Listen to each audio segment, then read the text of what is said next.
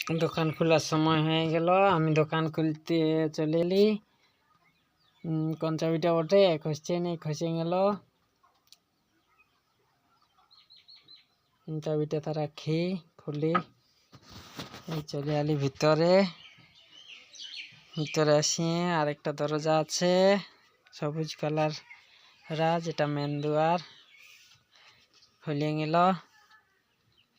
এই ভিতরে অন্ধকার দেখা যাচ্ছে, লাইটটা জ্বালাইলি। পেটিএম মেশিনটাটুকু অন করেনলি, এই তো অন হয়ে গেল মনে হয়।